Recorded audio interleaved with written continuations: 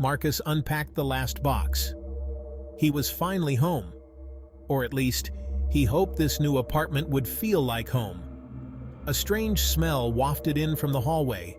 It was pungent, like rotting meat. He wrinkled his nose. It must be coming from the new neighbors across the hall. The smell intensified over the next few days. It was unbearable. Marcus decided to say something. He knocked on their door. No answer. He tried the doorknob. It was unlocked. The stench hit him full force. He gagged. It was overwhelming. He stepped inside. The apartment was completely empty. No furniture, no belongings. Just bare walls and that putrid smell. Then he saw them. 2 figures lying on the floor. They were shriveled and decayed, their skin clinging to their bones. Marcus stumbled back in horror. They were dead, mummified. A scraping sound echoed from the closet, like something heavy being dragged across the floor. He didn't wait to see what it was. Marcus fled. The image of the mummified bodies seared into his mind. The dragging sound continued, a haunting reminder of the horrors hidden within his new building. Ellie and her husband David were thrilled about their new home. It was a beautiful Victorian with a sprawling lawn and a charming porch swing.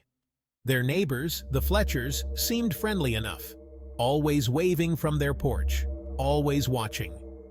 Ellie noticed their habit of watching. They were always at the window when she looked out.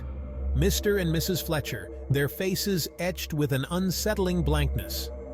Ellie tried to shake off the feeling of unease. It was probably just their way. One evening while David was at work, Ellie noticed a small hole in the living room wall. Curiosity got the better of her. She peered through the hole. It was a peephole. And on the other side, she saw the Fletchers' living room. They were staring back at her. Ellie gasped, stumbling backward. The Fletchers' faces contorted into grotesque smiles. Panic surged through her. She had to call David. But when she went to grab her phone, she noticed his keys and wallet were still on the table. He never went anywhere without them.